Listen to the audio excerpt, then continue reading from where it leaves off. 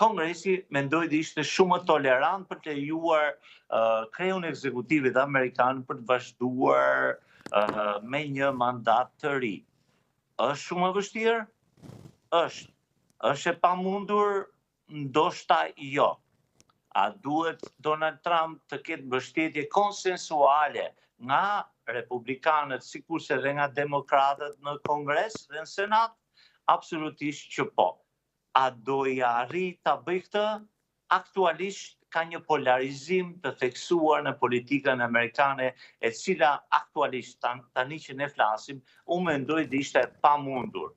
Pas 2 viteve, ne nuk e dim ç'do ndodh me SBA-n dhe politikën amerikane, dhe ndoshta një konsensus i tillë për ndryshime kushtetuese mund të arrihet.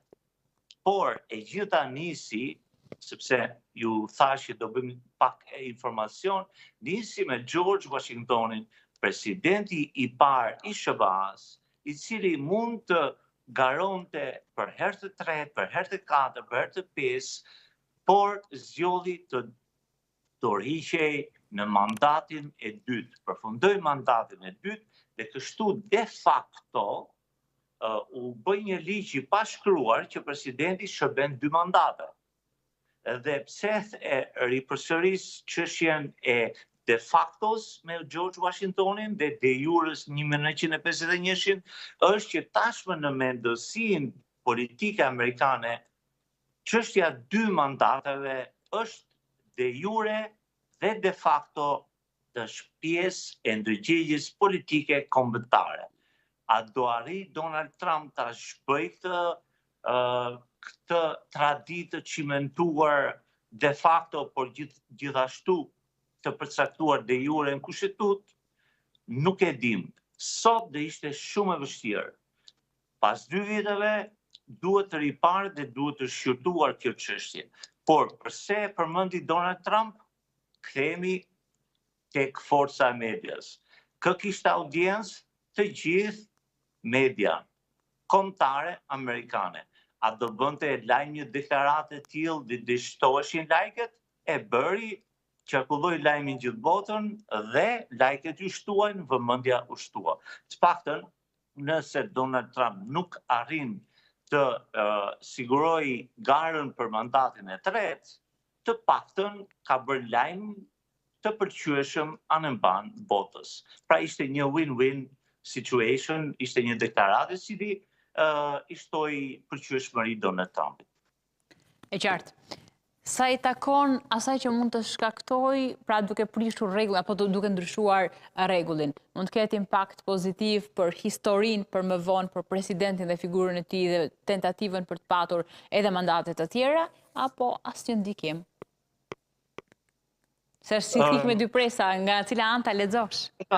Po, sepse ndërkohë që kemi George Washingtonin, ose kishim të gjithë presidentët më parë, që kishin 2 mandate ose 1 mandat, fillon lufta e dytë botërore dhe Roosevelti, Franklin Delano Roosevelt, rizgjedhet herën e tretë, sepse Amerika ishte në kushte të atilla lufte. Dhe këtu fillon presidenca moderne amerikane. Dhe kemi pastaj një seri atentatin ndaj Kennedy, vrasje, dorëheqje e Nixonit, fillon dhe zhbëhet figura, forcohet, por edhe zhbëhet imazhi i presidentit të SBA-s.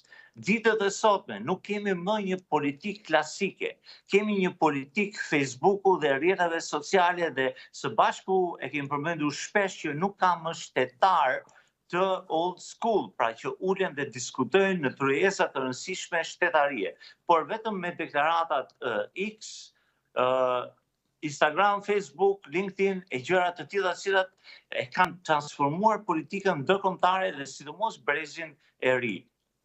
Çfarë trashëgimie do linte ky ndryshim kushtetues? Mendoj që jo ndonjë ndryshim i madh.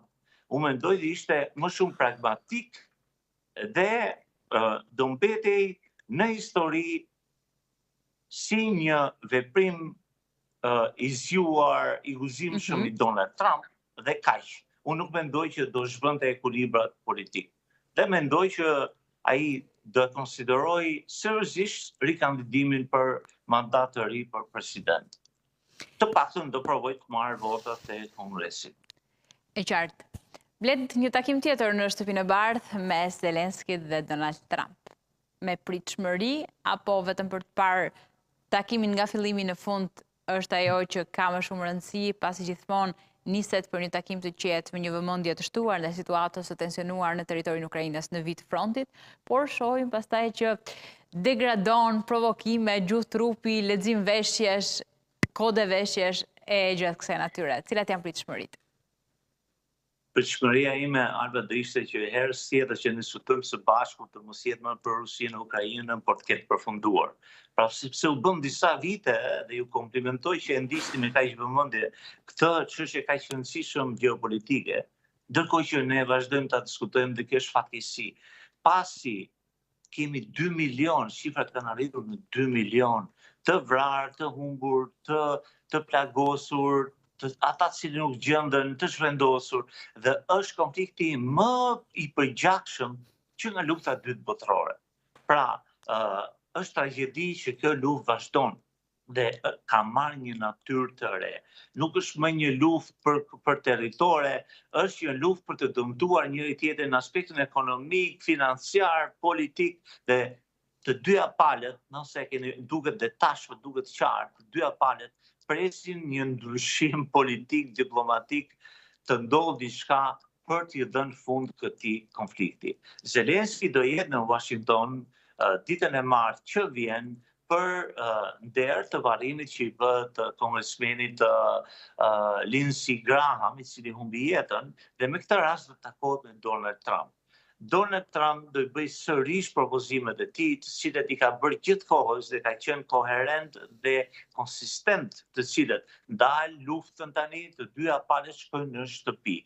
Por duhet theksuar që përpara presidentit Trump nuk ka patur tryeza të tilla, negociata të tilla për armëpushim, për siguri të ajrit, për të zgjidhur një çështje diplomatike, por ka patur vetëm mbështetje të Ukrainës për të rënuar ekonomikisht Rusinë. Nuk funksionoi, tashmë urojmë që takimi i Trump me Zelenskin të ketë zhvillime të reja për të gjetur një formulë për armëpushim dhe rrjedhimisht për ndalimin e këtij konflikti i cili nuk është vetëm izoluar, ka ndryshuar rendin global.